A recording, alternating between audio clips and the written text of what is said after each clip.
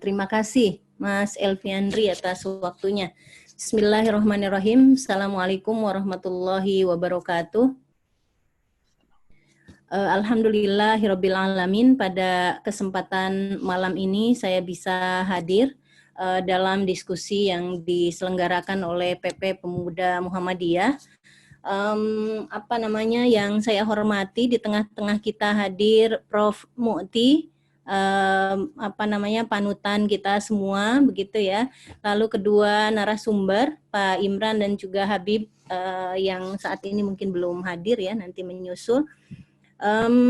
Ketua Umum Pemuda PP Pemuda Muhammadiyah Cak Nanto dan seluruh pengurus ya, dan seluruh rekan yang hadir malam ini.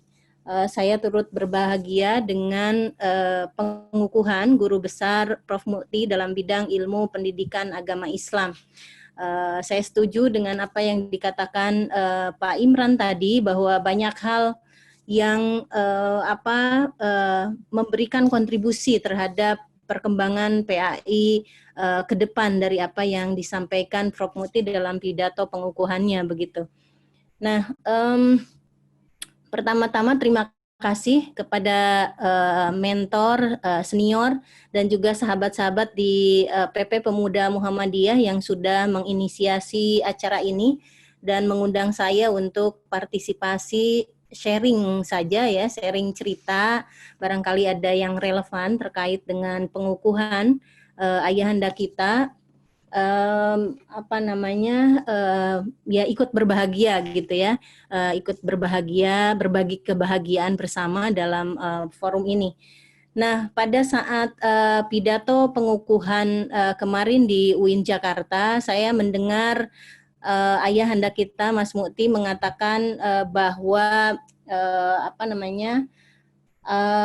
guru agama ya, salah satu poin ya yang saya highlight adalah bahwa guru agama atau guru PAI itu cenderung intoleran begitu karena ada semangat Islamisme yang tinggi. Nah, ini saya kira banyak poin-poin lain yang penting dan tadi juga sudah dibahas, dielaborasi oleh Pak Imran. Nah, saya ingin coba masuk dari poin ini begitu ya, karena saya menangkap ada kekhawatiran. Pertama, kekhawatiran meningkatnya intoleransi, dan kedua, kekhawatiran meningkatnya Islamisme di kalangan guru, siswa begitu ya, dan juga di dalam konten kurikulum PAI. Nah, jadi itu yang saya tangkap, maka saya kira penting untuk kita mengelaborasi sedikit mengenai Islamisme dan kecenderungan meningkatnya intoleransi ini, dan sejauh mana pengaruhnya terhadap perkembangan dan dinamika pendidikan agama Islam di Indonesia begitu ya. Nah, dalam pidato Mas Mu'ti memang belum dijelaskan secara lebih detail begitu ya, karena memang ini bagian dari yang tidak merupakan kunci begitu ya, sehingga kemudian saya bisa menambahkan sedikit begitu ya, bahwa misalnya belum dijelaskan mengenai seberapa persen begitu ya semangat Islamisme yang ada itu bisa menyebabkan meningkatnya intoleransi dibandingkan dengan faktor-faktor penyebab lainnya. Lalu kemudian juga misalnya kelompok Islamis atau paham Islamisme seperti apa yang bisa menyebabkan intoleransi yang kita tidak tolerir misalnya gitu ya, yang sangat ekstrim misalnya, atau dalam berbagai tingkatannya begitu. Nah, begitu juga bentuk-bentuk intoleransi seperti apa yang dimaksud Mas Mu'ti itu sangat berpengaruh terhadap perkembangan PAI di Indonesia, dan sehingga perlu kita khawatirkan begitu. Nah, dalam kajian Islamisme itu saya melihat bahwa Islamisme itu tidak tunggal gitu. Jadi ada varian yang cukup banyak, ada tipologi yang cukup banyak yang dijelaskan oleh para pakar gitu ya, scholars di bidangnya. Misalnya ada yang membagi Islamisme itu ke dalam dua tipologi, melioris dan utopian Islamism.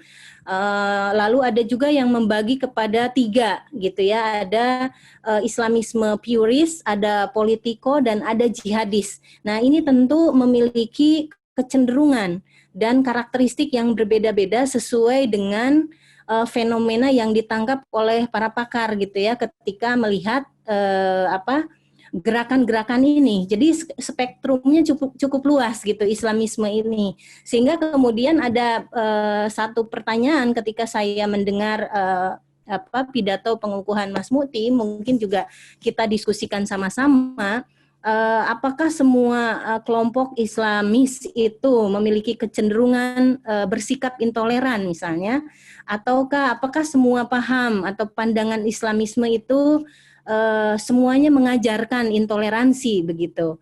Karena tadi spektrumnya yang cukup luas dan dalam satu organisasi atau sebuah gerakan selalu kita temukan tipologi yang cukup beragam dan panjang gitu. Nah, mungkin di Muhammadiyah sendiri di internal kita, kalau kita melakukan bacaan atau pemetaan, itu juga kita menemukan tipologi yang beragam gitu ya. Jadi ada yang murni Muhammadiyah, ada yang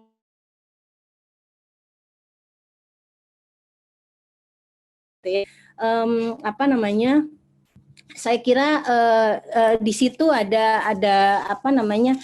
yang bisa, ada celah yang kita bisa elaborasi lebih jauh dari apa yang dikatakan Prof. Muti dalam salah satu kalimatnya mengenai kecenderungan guru PAI yang intoleran disebabkan oleh semangat Islamisme yang tinggi. Nah, oleh karena itu dalam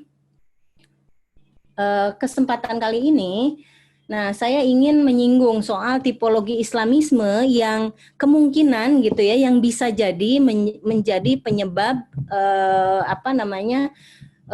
meningkatnya intoleransi gitu ya. Jadi pandangan atau paham keagamaan seperti apa dan gerakan seperti apa yang menyebabkan munculnya intoleransi. Nah, pertama kita semua mungkin paham ya bahwa Islamisme itu adalah salah satu ideologi politik modern yang secara langsung ingin melakukan counter terhadap dampak-dampak modernitas dari Barat gitu ya. Jadi ketika hegemoni dari Barat, lalu produk-produk dari Barat, nilai-nilai dari Barat dianggap merusak dan meminggirkan Islam, nah maka mereka berada di barisan paling depan gitu ya untuk melakukan counter terhadap itu semua agar kemudian Islam yang dipinggirkan oleh dampak modernitas Barat ini bisa kembali ke tengah, bisa kembali ke posisi awal sebagai sentral nilai dalam kehidupan Muslim.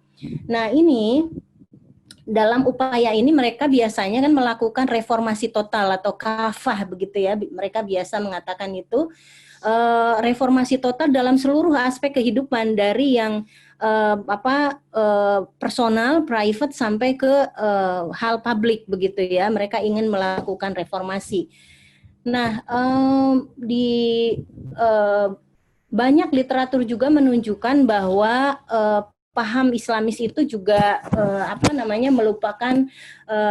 merupakan representasi dari ideologi yang beroposisi terhadap berbagai isme dari Barat. Misalnya kemarin Mas Muti menyebutkan tentang pluralisme begitu ya, lalu inklusivisme. Nah, lebih jauh dari itu mereka juga beroposisi terhadap misalnya liberalisme, sekularisme dan lain sebagainya.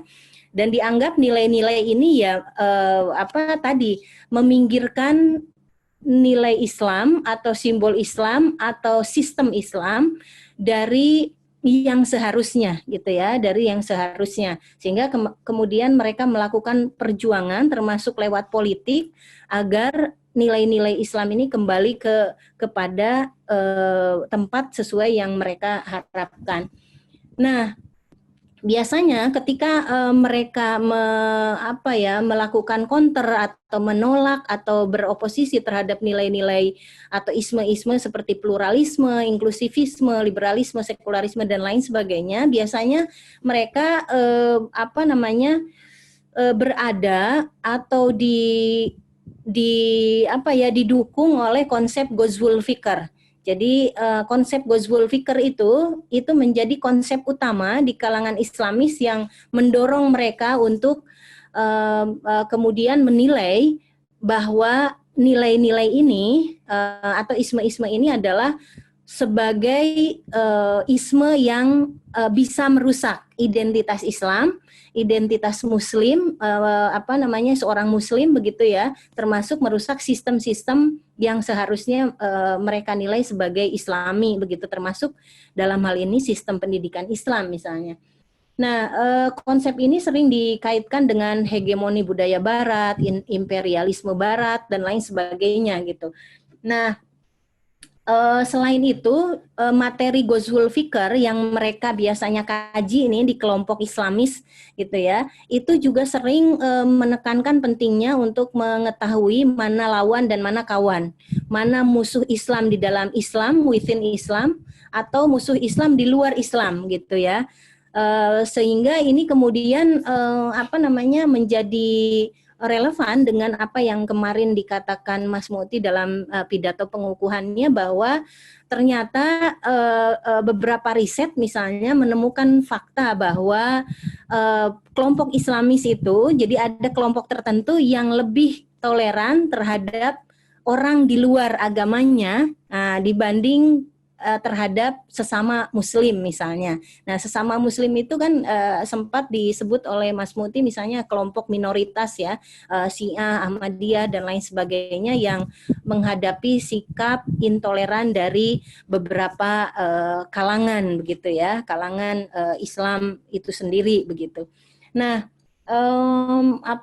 Ghazwul Fikr itu menjadi karakteristik kelompok Islamis yang bisa dinilai atau bisa kita kita nilai sebagai menyebabkan meningkatnya intoleransi. Nah, karakteristik yang kedua misalnya adalah mendisiplinkan dan mengontrol. Mengontrol kesalehan personal juga kesalehan publik. Nah, ini mereka biasanya memiliki norma-norma atau regulasi tertentu gitu ya untuk menyamakan termasuk menyamakan cara berpakaian, cara bersikap, cara berbicara misalnya, agar sesuai dengan norma yang ajaran Islam yang mereka pegang teguh begitu. Nah, di sini seolah-olah mereka tidak memberi ruang begitu ya, atau bukan seolah-olah, mereka tidak memberi ruang untuk adanya perbedaan begitu, untuk adanya perbedaan karena baik dari sisi perbedaan pemikiran ataupun pemikiran ataupun sikap begitu. Nah, ideologi Islamis itu juga menuntut adanya personal transformation. Jadi kita berubah dari sisi dari sisi pola pikir, dari sisi mindset, begitu juga dari sisi tadi pakaian dan lain-lain ya yang kelihatan secara simbolik misalnya. Nah, itu kemudian tidak heran kalau kita kadang-kadang mendengar istilah hijrah gitu, di mana mereka mengatakan bahwa mereka melakukan sebuah perubahan yang total dari sebelumnya yang mereka anggap kurang Islami kepada berhijrah kepada sesuatu yang mereka anggap Islami atau saleh sesuai dengan norma yang mereka pegang teguh begitu. Nah, disinilah kemudian kita kalau dalam istilah di Inggris itu ada born again as Christian, maka mereka ini born again as a new Muslim gitu. Jadi dilahirkan kembali sebagai seorang Muslim dengan identitas yang baru, dengan ciri khas yang baru begitu. Nah, jadi literally becoming a new person gitu ya, didorong oleh ideologinya yang menuntut adanya perubahan. Nah, hal ini tentu saja kontras gitu ya dengan dengan konsep yang ditawarkan Mas Muti dalam PAI pluralistis yang menawarkan mindful education misalnya. Nah, di mana mengajak siswa untuk terbiasa melihat berbagai pilihan, lalu kemudian memiliki pertimbangan-pertimbangan dan tanggung jawab sendiri ketika kemudian memilih satu pilihan. Artinya konsekuensinya itu sudah ditimbang-timbang oleh mereka yang memutuskan. Jadi tidak harus diseragamkan begitu. Nah, ini konsep Mas Muti kan juga menawarkan siswa untuk melihat persoalan dari sudut pandang. Nah, di sini dalam konsep ideologi Islamis ya sulit untuk mempraktekkan PAI yang seperti hal ini.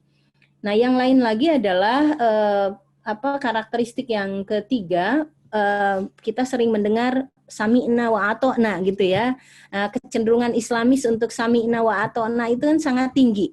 Jadi kita dengar satu instruksi, satu perintah, satu ayat atau apapun gitu ya, maka kita laksanakan.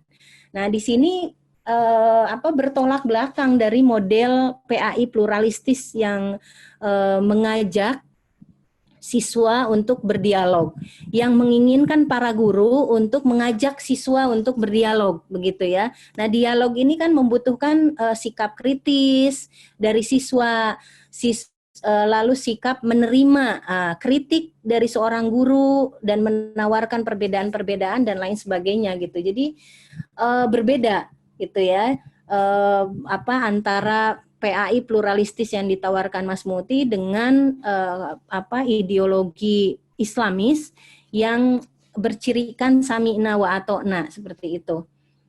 Nah, kemudian kan dalam tradisi dalam model PAI pluralistis juga dikatakan Mas Muti itu adalah lebih menekankan kepada siswa untuk selalu mempertanyakan how and why. Jadi bagaimana dan mengapa sesuatu itu terjadi, mengapa harus dilaksanakan, mengapa muncul ini, lalu dan lain sebagainya itu dipertanyakan sampai kemudian menemukan jawabannya, menemukan kepuasan, lalu kita pilih sesuai dengan kematangan pertimbangan dan pilihan masing-masing. Nah, itu berbeda dengan konsep sami'na wa ato'na atau tradisi sami'na wa ato'na yang ada dalam tradisi kelompok Islamis. Yang keempat adalah Islamisme bercirikan tekstualis. Nah, ini juga berbeda dengan model PAI pluralistis yang menuntut dan mengarahkan kita untuk melakukan atau menggunakan pendekatan kontekstual gitu ya, kontekstual dalam memahami ajaran agama, kontekstual dalam menafsirkan teks-teks keagamaan dan lain sebagainya gitu. Jadi kalau tekstualis ya sesuai dengan yang ada yang tertera dalam teks, yaitu yang kita terima dan kita laksanakan. Sementara pendekatan kontekstualis itu melihat spirit ajaran agama yang bisa bermanfaat untuk kemanusiaan. Misalnya itu kan berbeda pendekatan, berbeda juga dampaknya itu dari pilihan yang yang dipilih itu. Nah, jadi model PAI pluralistis dalam konteks ini itu sejalan dengan framework modernizing Islam yang itu dipegang oleh kelompok modernis gitu, oleh kelompok modernis, sementara kelompok Islamis seringkali memiliki upaya-upaya yang fokus kepada Islamizing modernity sesuai dengan visi ideologinya gitu. Nah, disitulah empat karakteristik sederhana atau umum dari kelompok Islamis yang secara langsung atau tidak langsung bisa berpengaruh terhadap munculnya intoleransi. Ya, ini intoleransi itu tidak selalu kita pahami sebatas intoleransi dalam tindakan gitu ya, tetapi juga dalam pemikiran atau pandangan. Nah, tetapi memang tadi seperti saya katakan karena tipologi Islamis itu beragam gitu, ada juga karakteristik khusus, misalnya Islamis itu menolak sistem pemerintahan modern begitu ya, yang tidak Islami dan terobsesi dengan sistem pemerintahan khilafah gitu. Nah, itu juga menjadi karakter khusus dari tipologi Islamis tertentu selain yang 4 karakteristik tadi. Nah, ketika Mas Muti mengatakan bahwa ada 5 basis nilai dalam PAI pluralistis ya, kebersamaan, kerjasama, keterbukaan, dan lain sebagainya begitu ya. Nah, ini kalau melihat karakteristik tadi, misalnya Ghazul Fikri yang membedakan mana teman mana lawan, lalu kemudian karakteristik yang lainnya, rasanya memang sulit untuk kelompok Islamis untuk melakukan kebersamaan, kerjasama dengan kelompok yang berbeda gitu ya, kelompok Islamis tertentu maksud saya yang tadi karena spektrumnya sangat luas ya, jadi yang sangat ekstrim gitu. Dan apalagi misalnya pandangan tentang inklusivisme, freedom, kebebasan yang kita saja, artinya dalam lingkup kita aja seringkali kita mendengar gitu ya, baik di kalangan kampus misalnya atau di lingkungan NGO, ketika kita mempromosikan nilai-nilai inklusif, nilai-nilai kebebasan, hak asasi manusia dan lain sebagainya. Nah, kadang-kala kita disebut sebagai liberal begitu ya, sekuler, lalu kadang-kadang juga dilabeli dengan kafir misalnya, karena dianggap sebagai mempromosikan nilai-nilai dari Barat yang menurut mereka tidak sesuai dengan nilai ajaran Islam gitu. Nah, itu poin pertama. Terakhir, poin kedua sekaligus terakhir, kalau melihat peran dan kontribusi Mas Muti dalam perkembangan PAI begitu ya, saya melihat ya Mas Muti bisa menjadi inspirasi untuk kita semua, terutama akademisi seperti saya yang bergerak di bidang pendidikan agama Islam, karena kegiatan yang sifatnya intelektual, lalu kemudian aktivismenya dan kemudian ceramah-ceramahnya Mas Muti itu saya melihat koheren gitu ya, menyatu bahwa ada satu spirit nilai pluralis itu selalu menjadi kata kunci dalam setiap tulisan-tulisannya di berbagai buku begitu ya. Lalu tulisannya di artikel media massa, artikel jurnal juga saya membaca yang di IJIMS misalnya. Begitu juga dengan gerakan-gerakannya untuk membuat lembaga-lembaga pendidikan Islam menjadi lebih inklusif misalnya, terutama yang kita bisa lihat ketika kunjungan ke PTM misalnya, saya selalu mendengar pesan-pesan mengenai kebinekaan, bagaimana menghargai perbedaan dan kebinekaan, lalu juga bahwa selalu menekankan bahwa nature dari Islam Indonesia dan juga dari Indonesia itu adalah majemuk gitu. Nah, ini saya kira penting, kita seringkali kita sadar tetapi tidak tahu bagaimana menyikapi perbedaan dan menyikapi kemajemukan itu, sehingga satu pelajaran yang kunci yang bisa saya ambil, saya kira adalah bahwa Mas Muti dalam pergulatan akademiknya yang panjang, begitu juga aktivismenya lewat organisasi, begitu juga ceramah-ceramahnya yang menunjukkan sisi ulamaismenya begitu ya, karena dengan fasih bisa menukil ayat Al-Quran, hadis dan menafsirkannya dengan dengan fasih begitu. Nah, saya melihat bahwa seorang akademisi di bidang PAI atau seorang aktivis begitu ya di bidang apapun ya harus memiliki 2 komitmen sekaligus. Satu, komitmen agama yang kuat, yang kedua komitmen terhadap Pancasila, NKRI, dan Bhinneka Tunggal Ika. Saya kira itu pelajaran yang luar biasa dari Mas Muti yang kita bisa ambil bersama. Demikian dari saya, Mas Elviandri. Terima kasih. Wassalamualaikum warahmatullahi wabarakatuh.